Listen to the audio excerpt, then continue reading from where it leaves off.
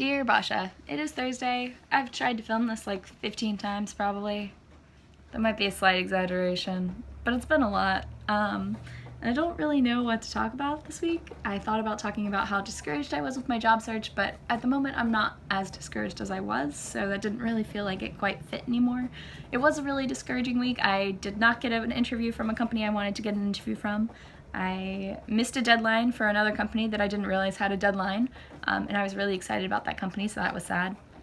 And I had a really awful 10-minute long interview after a like 30 or 40-minute slog through traffic and rain and school buses everywhere yesterday, which was just not fun. Today it is fall. I am wearing a sweater. I wore boots to work today.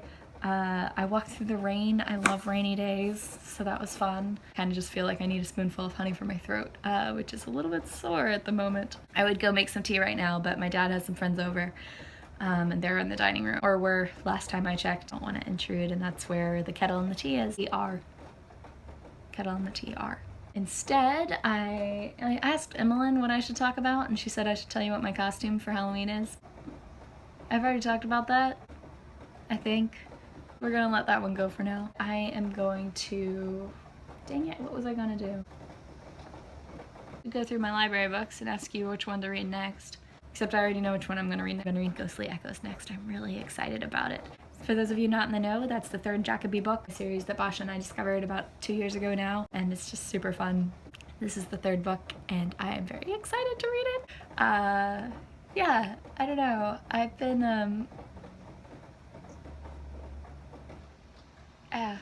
it's been a weird week. I'm really glad it's fall. I love fall. Every time the weather gets like this, at least at the beginning of the season, I kind of feel like I'm coming back into my own. Even though the allergies really get me down at this time of year, and I'm not gonna lie. I gotta take decongestant all the time, gotta take like double the allergy medicine. It's crazy. Ragweed season is like the worst for me. It's bad. It's like evens out with spring levels of allergies. It's pretty bad. But I love autumn.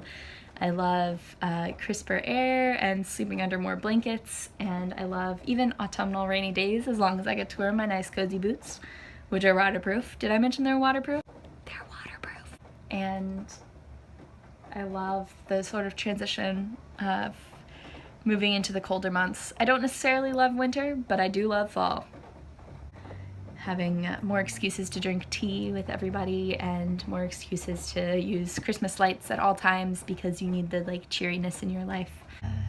I love the beginning of September when I just want to listen to a Harry Potter musical or a Harry Potter sequel and read Harry Potter all the time. And I love thinking about my fall a couple years ago when I was in Ireland, and I love having autumnal things to do, like pumpkin picking and apple picking, and we should go to, do we want, I don't know if I'm ready to brave the maze again. We should definitely do something autumnal. I love fall. It's such a great time of year. It's so funny that a season that some people are so against because it's like everything's dying. I'm like, but there's a certain beauty in that, you know, because you know it's gonna come back. And I love living in a place that has all 4 seasons, even if winter does drive me crazy. After a while, I can't deal with the dark. That's the only downside. I really just, I need the sun. That's the southern in me just comes out, and I need the sun. We should try to take like a weekend road trip just to go like stare at some leaves in the mountains or something this year. That would be fun. And we could probably both use the weekend away. This has been a weird video of me talking about nothing, but also kind of just talking. So, hope you're doing well.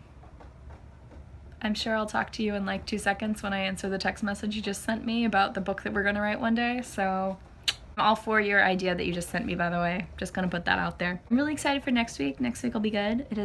It's Jenny's birthday. Psst. Hi Jenny. It's almost your birthday.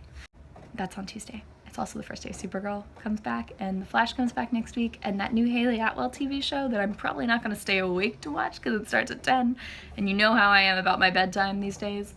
But fall television shows are back, and there are books coming out that I want to read, and I have books on my shelf that I want to read, and I have my nice little book nook here in the corner of my room, which is perfect for this sort of weather.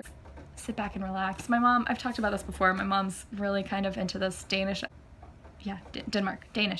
idea of she always says Hygge, but it's Hygge, and you're supposed to say it like Hygge or something like that. I can't actually pronounce that, and I'm sorry to any Danish people that ever watch this video.